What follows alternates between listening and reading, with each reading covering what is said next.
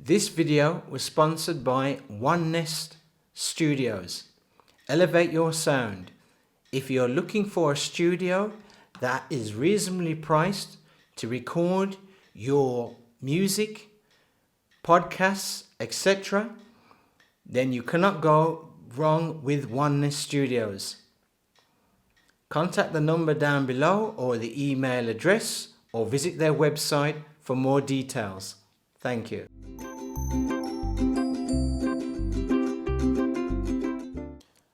Hi, this is my video on the Solustre, I hope I got that one right, hand grip.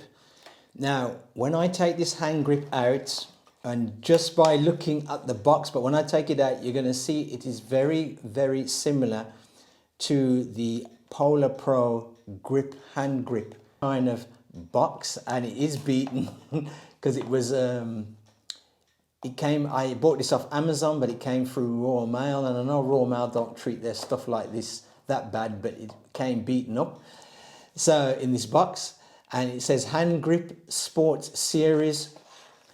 It shows you here direct attachment, weather resistant, underwater action, tripod screw mount, and it just basically shows you a couple of pictures of the person holding it in the water, and somebody clipping it to their backpack, similar to the Polar Pro.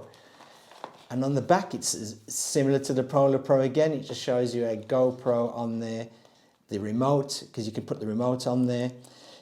There is a difference between this one and the Polar Pro, and I'll show you that later, but it just shows you the fittings on there. Similar to the Polar Pro grip, you get these little attachments, screws here, and that's to fit this unit on the back, so you can attach it to the Polar Pro mount. But as I said, this is like a generic thing, so it most likely can fit to the same mount as the Polar Pro grip. So you get these screws along with this, and also a Allen key or hexagonal key for it. So you get that. You get a thumb screw, which is plastic. You also get that in the box. You get a lanyard, which has no markings on there whatsoever, similar to the Polar Pro. And then we have the unit itself here. And other than like the Polar Pro, where it would say Polar Pro here, everything else is exactly the same as the Polar Pro grip. Everything is exactly the same. The only difference what I could see is the Polar Pro grip, even though it looks exactly like this, is made a bit better, and the rubber here is different. Now, the main difference between this one and the Polar Pro comes to the bottom. Because at the bottom of this, we have a 1/4 inch screw thread here, which does not go all the way through, but there's a 1/4 inch thread here, while this is the Polar Pro's one, and you don't. And another subtle difference, other than the Polar Pro has the words Polar Pro written across on the lanyard, is the Polar Pro, you get it in blue, while this one comes in orange. But as you can see, they are both identically the same, but the rubber that they use around this is finished neater and has a much better texture than the rubber of this of this version. Open up the Polar Pro one, and as you can see, the Polar Pro, even though it's blue, has this compartment where there you can fit micro SD cards in that one, and I'll leave a note up here on the screen to take you to the video of this Polar Pro. So exactly the same is with the Selfie. I call it the Selfie for now because its name is absolutely hard to pronounce. But anyway, this has one, but as you can see, while the Polar Pro has been cut, the rubber has been cut neat. With this one, it's left rough, and you can see spurs in there of the rubber, but it still has that kind of compartment the same as the Polar Pros there. So you can still fit a couple of micro SD cards in there. It still has the compartment in there similar to the Polar Pros one. So it can still hold 2 GoPro batteries in there if you're using the Hero 8, 7, 6, 5, 4, etc. They can fit in there, no problem. As I said, this has a 1/4 inch thread on the bottom, and the thread does not go all the way through. So if you're wondering if that hole goes all the way through, it does not. And I can lift this up to prove it.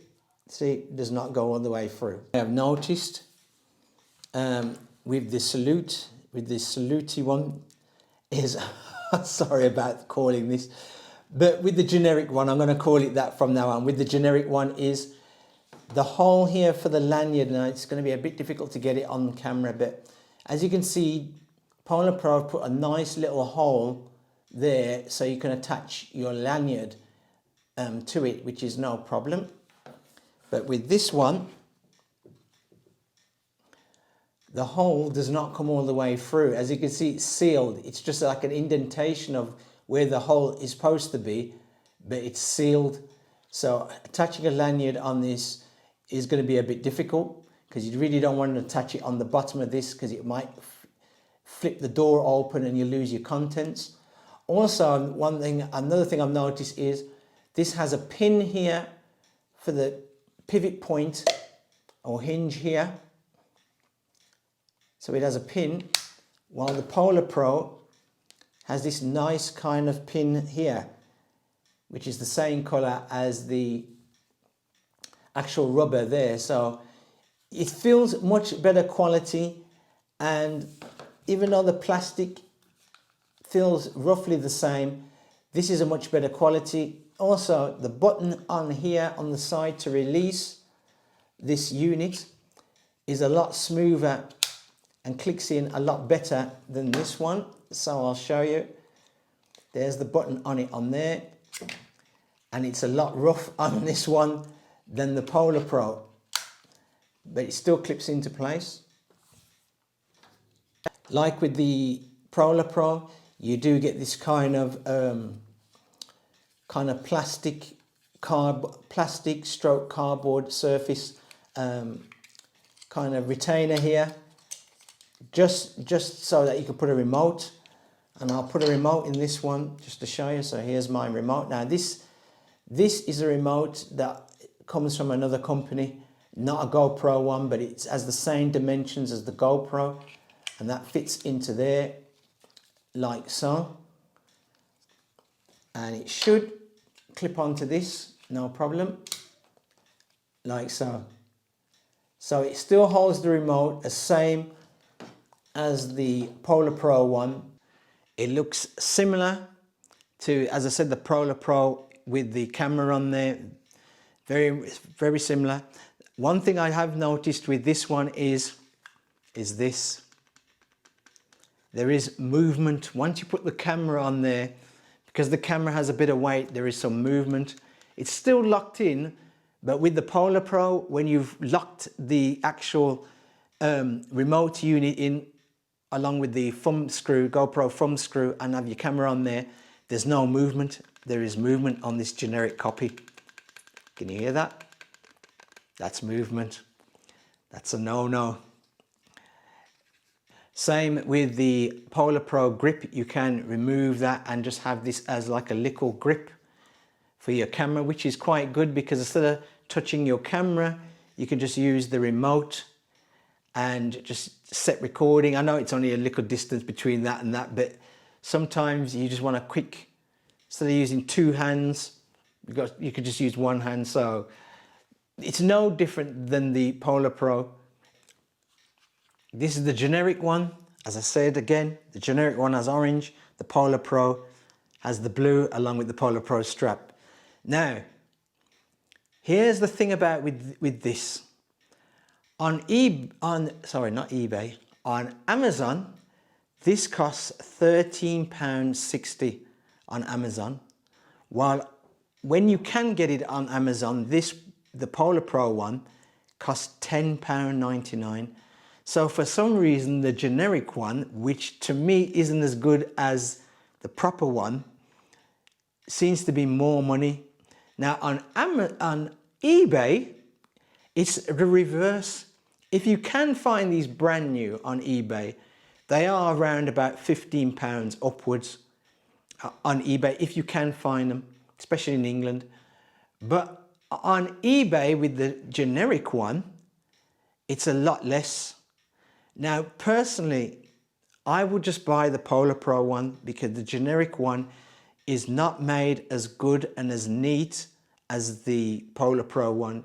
It may look the same, does the same thing, but the rubber feels different on this one, much different than this.